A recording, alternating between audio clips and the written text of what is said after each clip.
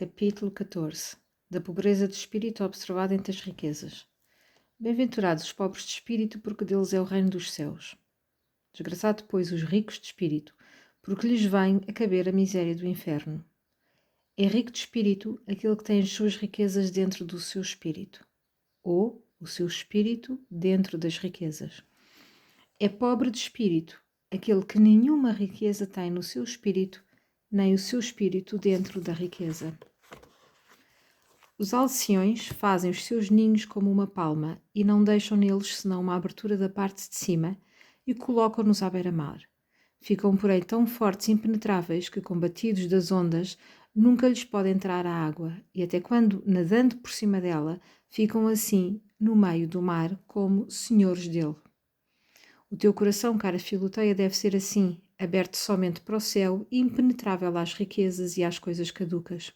Se tens riquezas, conserva o coração isento do afeto a elas, que ele se conserve sempre acima delas e que no meio das riquezas esteja sem riquezas e senhor das riquezas. Não ponhas nem ocupes este espírito celeste nos bens terrenos. Faze com que lhes seja sempre superior e ande sobre eles e não neles. Há diferença entre ter veneno e estar envenenado. Quase todos os boticários têm venenos para deles se servirem em diversas ocasiões, mas não estão por isso envenenados, porque não têm nem a paçonha dentro do corpo, mas nas suas boticas. Assim, tu podes ter as riquezas sem ser envenenada por elas, o que sucederá se as tens em tua casa ou na tua bolsa e não no teu coração. Ser rico de facto e pobre no afeto, essa é a grande ventura do cristão, porque assim tem as comodidades das riquezas para esta vida e o mérito da pobreza para a outra. À Filoteia, nenhum indivíduo algum confessará que é avarento. Todos renegam e detestam esta baixeza e vileza no coração. Escusam-se com a obrigação e o peso da educação dos filhos, com a prudência que manda abastecer-se de meios, nunca são em demasia. É preciso ter sempre alguma coisa a mais para certas necessidades, e nem sequer os mais avarentos confessam que o são, e até não pensam em sua consciência que o sejam, e isto porque a avareza é uma febre prodigiosa que se torna tanto mais insensível quanto mais violenta e ardente for. Moisés viu o fogo sagrado que abrasava uma sarça e não a consumia. Pelo contrário, o fogo profano da avareza consome e devora o avarento, e de modo algum o queima. Pelo menos no meio dos seus ardores e calores mais excessivos, ele gloria-se como se estivesse gozando da mais suave frescura do mundo e tem para si que a sua insaciável alteração é uma sede em absoluto natural e suave. Se desejas por muito tempo, ardentemente e com inquietação, os bens que não possuis, podes extenuar-te a dizer que não os queres possuir injustamente, e nem por isso deixarás de ser verdadeiramente avaro. Aquele que ardentemente, por muito tempo e com inquietação, deseja beber, embora não queira beber senão água, dá provas e mostrar de ter febre. Ó Filoteia, eu não sei se é um desejo justo desejar possuir justamente o que o outro justamente possui, porque parece que por esse desejo queremos a nossa comodidade como incómodo e prejuízo dos outros. Aquele que possui com justiça um bem não tem mais razão para o guardar justamente do que nós para o possuir, ainda que deseja por meios justos. Bem, porque entendemos, pois, o nosso desejo à sua comodidade para o privar dela. Pelo menos se este desejo é justo, por certo não é caritativo. Porquanto de nenhuma maneira quereríamos que alguém desejasse, embora por meios justos, o que nós queremos guardar justamente. Foi pecado de Acabe que quis ter por meios justos a vinha de Nabote, e este, ainda com mais justiça, a queria guardar. Desejou-a ardentemente por muito tempo e com inquietação, e portanto ofendeu a Deus. Desvela-te, cara Filoteia, em desejar os bens do próximo quando ele começar a desejar deixá-los. Porque então o seu desejo se tornará o teu não só justo, mas caritativo. Sim, porque eu quero, muito a sério, que tu procures aumentar os teus bens e posses, contando que o faças não só justamente, mas outro sim, mansa e caritativamente. Não te afeiçoas muito aos bens que possuis, e andas com isso de veras preocupada, pondo neles o teu coração e prendendo com eles os teus pensamentos, alimentando um receio vivo e febril de os perderes. Podes crer-me, ainda estás com uma espécie de febre, porque os que têm febre bebem a água que se lhes dá com uma certa sofreguidão. É uma espécie de preocupação e de contentamento que não é costume os que são sãos terem. Não é possível comprazermos muito numa coisa a que não temos muito apego. Se te suceder perder bens e advertires que o teu coração se penaliza e é feliz muito com isso, podes crer, Filoteia, que tens muito mais afeição, pois nada dá melhor prova ao apego a uma coisa perdida do que a aflição de a perder. Não desejes, com o desejo cabal e determinado, os bens que não tens. Não apegues muito o coração aos que tens. Não te aflijas com as perdas que te sobrevierem, e assim traz um motivo para crer que, sendo rica de facto, não és de afeto, mas que és pobre de espírito e, por conseguinte, bem-aventurada, porque pertences ao reino dos céus. Capítulo 15. Como se há de praticar a pobreza real, mesmo no meio da riqueza. O pintor Parrásio pintou o povo ateniense com uma invenção muito engenhosa, representando de natural e diverso e variável, colérico, injusto, inconstante, cortês, clemente, misericordioso, altivo, glorioso, humilde, arrogante e espalhafatoso. E tudo isto numa só pintura. Mas eu, cara Filoteia, quisera meter em teu coração a riqueza juntamente com a pobreza, um grande cuidado e um grande desprezo das coisas temporais. Procura ter muito mais cuidado do que têm os mundanos em tornar os teus bens úteis e frutuosos. Ora, diz, os jardineiros dos grandes príncipes não se mostram mais curiosos e diligentes em cultivar e embelezar os jardins que estão a seu cargo mais do que fossem seus próprios. E por que o fazem assim? Sem dúvida, porque consideram estes jardins como jardins dos príncipes e dos reis, aos quais desejam tornar-se agradáveis por estes serviços. Mas, Filoteia, os bens que possuímos não são nossos. Foi Deus que nos deu a cultivar e quer que os façamos render e os tornemos úteis, e por conseguinte, fazemos-lhe coisa agradável a olhar para eles. É, porém, preciso que seja um cuidado maior e mais sólido do que os que têm os mundanos sobre os seus bens, porque esses não trabalham senão por amor a si mesmo, e nós devemos trabalhar por amor a Deus. Ora, como o amor a si mesmo é um amor inquieto, violento, cheio de ansiedade e turbulento, assim também o cuidado que se tem por ele é cheio de desassossego, de aflição e inquietação. E como o amor a Deus é suave, aprazível e tranquilo, assim o cuidado que dele procede, embora seja pelos bens do mundo, é amigável, doce e gracioso.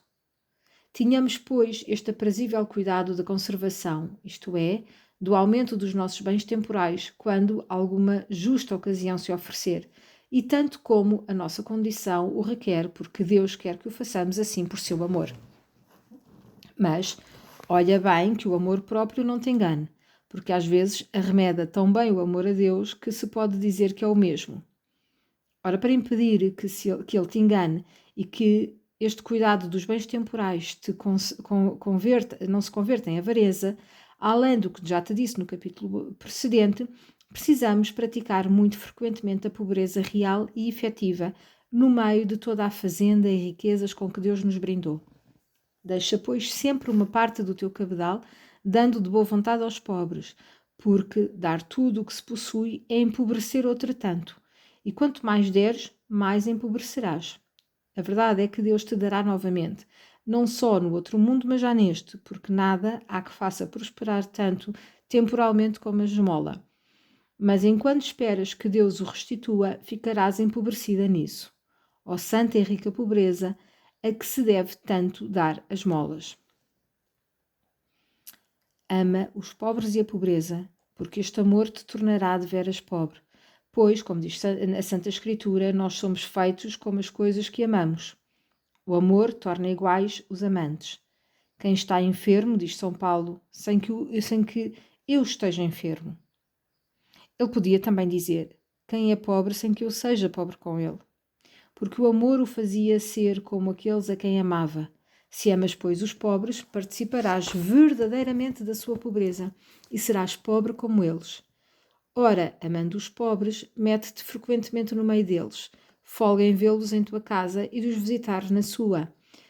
Conversa de bom grado com eles, mostra-te agradada se de ti se aproximarem nas igrejas, na rua e em outras partes.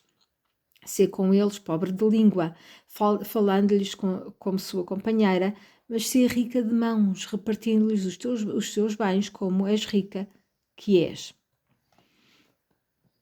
Queres fazer mais ainda, minha Filoteia? Não te satisfaças com ser pobre com os pobres, mas ser mais pobre do que eles.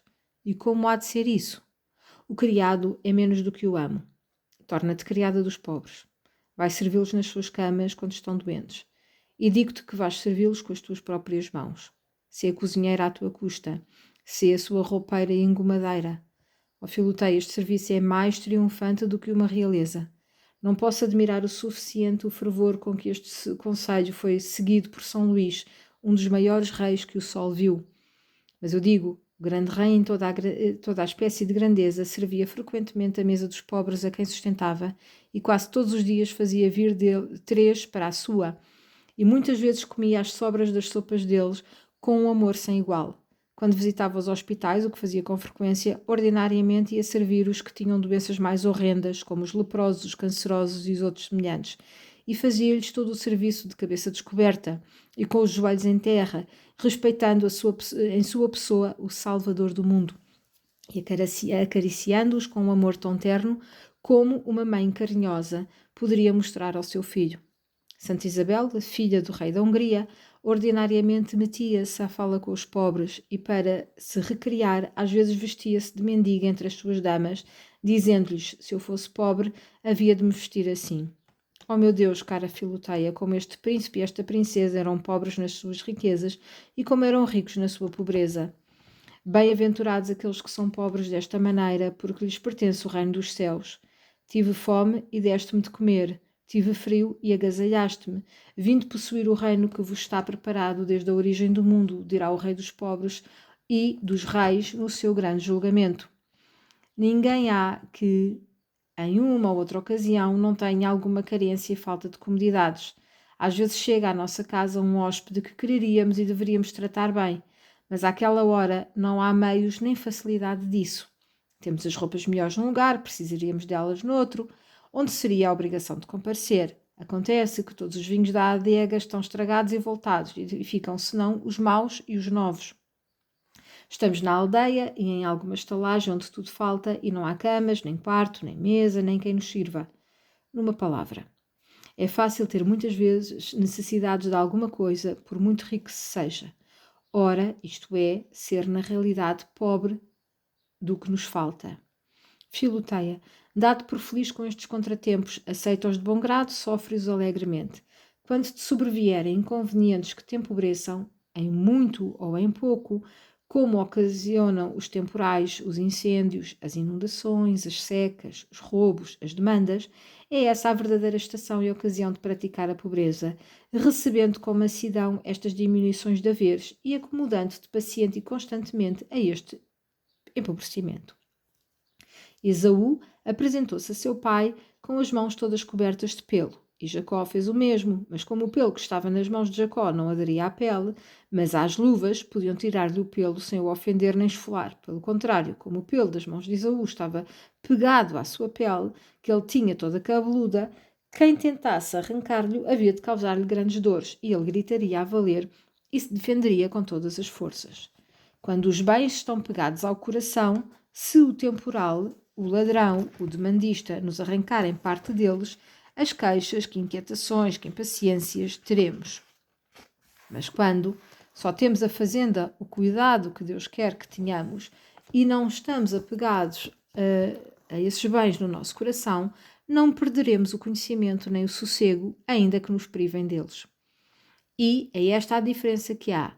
Quanto ao vestido entre os brutos e os homens, porque os dos brutos está pegado à sua carne e dos homens sobreposto. Deste modo, podem pô-lo e tirá-lo quando querem. Capítulo 16. Para praticar a riqueza de espírito no meio da pobreza real. Mas se tu és realmente pobre, amada Filoteia, sê também pobre de espírito. Faze da necessidade virtude e emprega essa pedra preciosa da pobreza, tendo-a na conta e estima que merece. O seu brilho não se descobre nem se manifesta neste mundo, mas nem por isso ela deixa de ser em extremo formosa e de subido preço. Tem paciência e sabe que estás em boa companhia. Nosso Senhor, Nossa Senhora, os apóstolos e também os numerosos santos e santas foram pobres e, podendo ser ricos, desprezaram o selo. Quantos grandes no mundo superaram numerosas contradições, foram com indivídual solicitude buscar a santa pobreza dentro dos claustros e dos hospitais. Muito lhes custou encontrá-la, mas podem atestar Santo Aleixo, Santa Paula, São Paulino, Santa Ângela e muitos outros.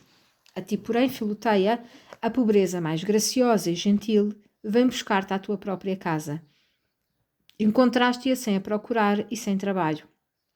Abraça-a, pois, como uma amiga querida de Jesus Cristo que nasceu, viveu e morreu com a pobreza, que foi como a sua ama que o alimentou a vida inteira. A tua pobreza, Filoteia, tem dois grandes privilégios por meio dos quais te pode fazer ganhar muitos merecimentos. O primeiro é que não te chegou por tua escolha, mas unicamente por vontade de Deus, que te fez pobre, sem que para isso em nada influísse a tua própria vontade. Ora, o que nós recebemos unicamente da mão lhe é sempre muito agradável, contanto que o recebamos de bom ânimo e por amor à sua santa vontade. E quanto menos há nisso de nosso, mais há de Deus. A simples e mera aceitação da vontade de Deus torna sumamente puro qualquer sofrimento. O segundo privilégio desta pobreza é ser uma pobreza de veras pobre. Uma pobreza louvada, acariciada, estimada, socorrida e assistida. Participa da riqueza, ou pelo menos não é inteiramente pobre, mas uma pobreza desprezada, rejeitada, afrontada e abandonada é verdadeiramente pobre. Ora, é assim em geral a pobreza dos seculares, porque, como não são pobres por sua escolha, mas por necessidade, não se faz grande caso dela.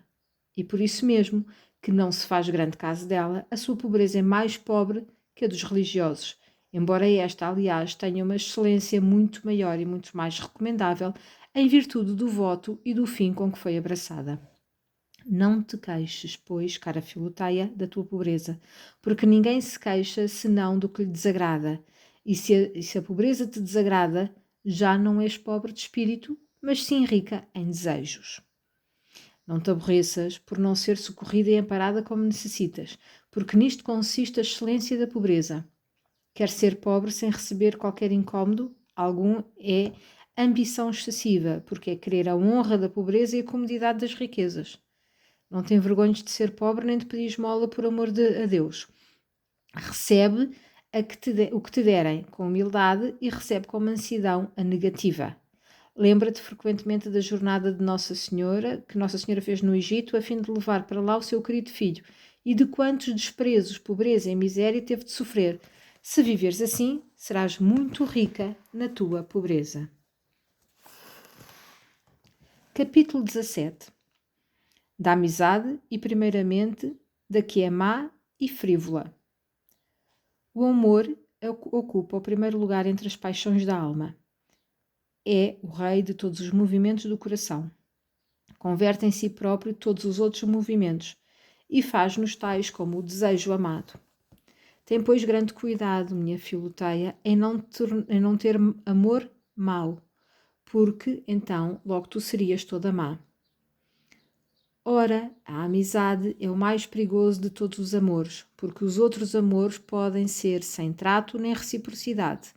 Mas a amizade é como é totalmente fundada nessa comunicação, não podemos tê-la com uma pessoa sem participar das suas qualidades. Nem todo o amor é amizade, porque em primeiro lugar pode amar-se sem ser amado. E então há amor, mas não amizade, pois que esta é um amor recíproco, e se não é recíproco, não é amizade. Segundo, não basta que seja recíproco, mas é preciso que as pessoas que mutuamente se amam saibam da sua reciprocidade na afeição, porque, se a desconhecem, terão amor, mas não amizade. Em terceiro lugar, É preciso, além disso, que haja entre elas toda a espécie de comunicação que seja a base da amizade. Consoante a diversidade das comunicações, é também a diversa a amizade. E as comunicações diferenciam-se consoante a diferença dos bens que se comunicam. E se estes bens são enganosos e vãos, a amizade é enganosa e vã. Se são bens verdadeiros, a amizade é verdadeira. E quanto mais excelentes forem os bens, mais excelente será a amizade. Porque, como o mel é mais excelente quando se tira das flores, mais perfumadas e mais raras, assim o amor fundado sobre uma melhor comunicação é o mais excelente. E como em Iracleia do ponto há mel e há veneno, e deixa insensatos e foras de si os que comem, porque é formado e tirado do acónito, e que muito abunda naquela região, assim a amizade, fundada na comunicação dos bens falsos e viciosos, é em absoluto falsa e má. A comunicação dos deleites carnais é uma propensão mútua e isca brutal, que entre os homens não merece o nome de amizade, mais do que a dos jumentos e dos cavalos, pela semelhança dos efeitos. E se no matrimónio não houvesse mais nenhum efeito, também nele não haveria amizade. Mas, porque além desta, há nele a comunicação da vida, da amizade, dos bens, das afeições e da indissolúvel fidelidade, por isso a amizade do matrimónio é uma amizade verdadeira e santa. A amizade fundada na comunicação dos prazeres sensuais é inteiramente grosseira e indigna do nome de amizade, como é também a que se funda em virtudes frívolas e vãs, porque estas virtudes também dependem dos sentidos. Eu dou o nome de prazeres sensuais aos que pertencem imediata e principalmente aos sentidos externos, como o prazer de ver a beleza, de ouvir uma linda voz, de palpar ou outros semelhantes. Chamo virtudes frívolas a certas aptidões e qualidades vãs que os espíritos fracos chamam de virtudes e perfeições. Se ouvires falar a maioria das donzelas, das mulheres e dos jovens, verás que não se envergonham de dizer: fulano é virtuoso, tem muitas perfeições, porque dança bem, joga maravilhosamente com toda a sorte de jogos, traja com garbo e aprumo, canta bem, é mestre no madrigal e tem uma linda apresentação. E os charlatães têm na conta dos mais virtuosos, entre eles os que são os mais fanfarrões. Ora, como tudo isto se prende com os sentidos, também as virtudes que daí derivam se chamam sensuais, vãs e frívolas, e mais merecem o nome de loucuras do que de amizade. Tais são, em geral, as amizades da gente nova que se prende com bigodes, com cabelos, com olhares, com fatos e vestidos, com gestos e com a colicidade. Amizades correspondem à idade dos amantes que não têm ainda virtude senão na casca, sem juízo algum, senão em botão. E por isso tais amizades não são mais do que passageiras e desfazem-se como a neve sob a ação do sol. Capítulo 18. Dos namoros. Sendo esta amizade, quando estas amizades são loucas, as pessoas dos diversos sexos e sem intenção de casamento chamam-se namoros. Porque não sendo senão certos, abortos, ou antes fantasmas da amizade, não podem merecer o nome de amizade nem de amor pela sua incomparável leviandade e imperfeição. Ora, com estes namoros, os corações dos homens e das mulheres ficam presos e comprometidos, entrelaçados uns nos outros em vãs e loucas afeições, fundadas nestas frívolas comunicações e miseráveis agrados que acabo de falar. Uns não têm senão o desígnio de saciar o seu coração, dando e recebendo provas de amor, seguindo nisto a sua inclinação amorosa. E estes tais escolhem os amores consultando apenas o seu gosto e propensão, de sorte que apenas se lhe depara algum sujeito agradável sem examinar o seu interior nem o seu procedimento, começam esta comunicação de namorados e metem-se dentro das miseráveis redes que depois muito lhes custará sair. Outros deixam-se levar por vaidade, parecendo-lhes que não é bem a glória agarrar e prender os corações como o amor. E estes, fazendo a sua escolha por ostentação, jogam os seus anzóis e estendem as suas redes em lugares de bela aparência, elevados, famosos e ilustres. Outros são levados pela sua inclinação amorosa e ao mesmo tempo pela vaidade, porque embora tenham o coração atraito e inclinado ao amor, não querem meter-se a ele senão com alguma vantagem de glória. Estas amizades são todas más, loucas e vãs, mas porque vão dar e rematam ao fim no pecado da carne, e porque roubam o amor e, por consequente, o coração a Deus, à mulher e ao marido, e a quem lhes pertencia. Loucas, porque não têm nem fundamento nem razão. Vãs, porque não dão proveito algum, nem à honra, nem ao contentamento. Pelo contrário, fazem perder tempo, lesam a honra sem dar nenhum prazer, fora o da ansiedade de pretender e esperar, sem saber o que quer nem o que se pretende. Porque sempre lhes afigura a estes espíritos fracos e miseráveis que têm não sei o que de apetecível as provas que lhes dão o amor recíproco e que não são capazes de explicar onde resulta que o seu desejo não pode terminar, mas vai sempre aborrecendo o coração com perpétuas desconfianças, ciúmes e inquietações. São Gregório Nazianzeno, escrevendo contra mulheres vãs, diz maravilhas a este respeito. Aqui tens um pequeno trecho que ele, na realidade, dirige às mulheres, mas é bom também para os homens. A tua natural formosura basta para o teu marido, porque se é para muitos homens como uma rede estendida para um bando de pássaros, que irá dali suceder? Há de agradar-te aquele a quem a tua formosura agradar. Pagarás um relance de olhos com outro relance, olhares com olhares. Virão logo a seguir os sorrisos e as pequenas palavras de amor, deixando-as como cair com dissimulação no princípio. Mas também depressa lhes tomarás o gosto e se passará aos imodestos manifestos. Ó minha língua faladeira, foge a todo o custo de dizer o que sucederá depois. Eu, contudo, direi esta verdade. Nada de tudo o que os moços e as mulheres dizem ou fazem, juntos nestas loucas conversas, é isento de grandes estímulos e perigos. Todas as patranhas de namorados que se prendem umas com as outras e se seguem todas às outras, nem mais nem menos do que um ferro atraído pelo imã atrai consecutivamente muitos outros. Como se diz bem, este grande bispo, que pensas tu fazer? Queres amar? Não queres? Mas olha que ninguém dá voluntariamente o que não recebe forçosamente. Neste jogo, quem apanha é apanhado. A erva, a proxis, acende-se assim que vê o fogo. Os nossos corações são a mesma. Apenas vem uma alma abrasada em amor por eles e ficam sem demora abrasados por amor a ela. Eu bem quisera enamorar-me, me dirá alguém, mas não com muito empenho. Aí é onde te enganas. Este fogo do amor é mais atrativo e penetrante do que te parece. Julgas que só recebes uma centelha dele e ficarás assombrada ao ver que num momento se terá apossado de todo o teu coração e terá reduzido a cinzas todas as tuas resoluções e a fumaça e a tua reputação. O sábio exclama: quem terá compaixão do encantador mordido pela serpente? E eu exclamo, na tua esteira, ó loucos e insensatos, cuidais que enfeitiçais o amor para o manejar e usar como vos aprover. Quereis brincar com ele, e ele vos picará e morderá perigosamente. E sabeis que se dirá? Todos zombarão de vós, se rirão por terdes querido afeiçoar e prender o amor, e que numa falsa segurança terdes metido no vosso seio uma perigosa víbora que vos corrompeu e perdeu a alma e a honra.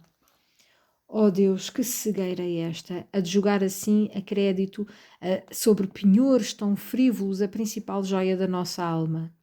Sim, Filoteia, porque Deus não quer o homem senão pela alma, nem a alma senão pela vontade, nem a vontade senão pelo amor.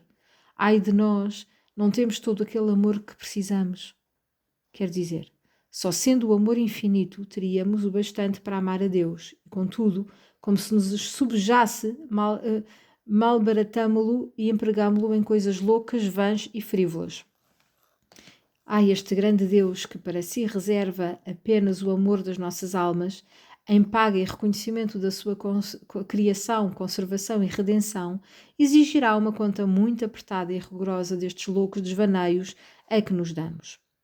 E se há de refazer-se um exame tão exato nas palavras ociosas, como será o que há de fazer-se das amizades ociosas impertinentes, loucas e prejudiciais? A nogueira prejudica imensamente as vinhas e os campos onde está plantada, porque, sendo tamanha, chama a si toda a seiva da terra, que depois não tem força para sustentar o resto das plantas. As suas folhas são tão densas que produzem uma sombra grande e cerrada, e por último atrai os viandantes que, para deixar cair o seu fruto, estragam e calçam tudo o que à volta dela. Estes namoros causam os mesmos estragos na alma, porque a ocupam de tal modo e empuxam tão poderosamente os seus movimentos que ela fica inepta e inábil para qualquer obra boa. As folhas, isto é, as conversas, divertimentos e galanteios são tão frequentes que fazem perder todo o tempo. E finalmente atraem também tantas tentações, distrações, suspeitas e outras consequências que o coração fica todo pisado e corrompido. Numa palavra, estes namoros não só desterram o amor celestial, mas também o temor de Deus, enervam o espírito e fazem desvanecer a reputação. E por dizer tudo de uma só vez, são o entretenimento, a diversão das cortes, mas a peste dos corações.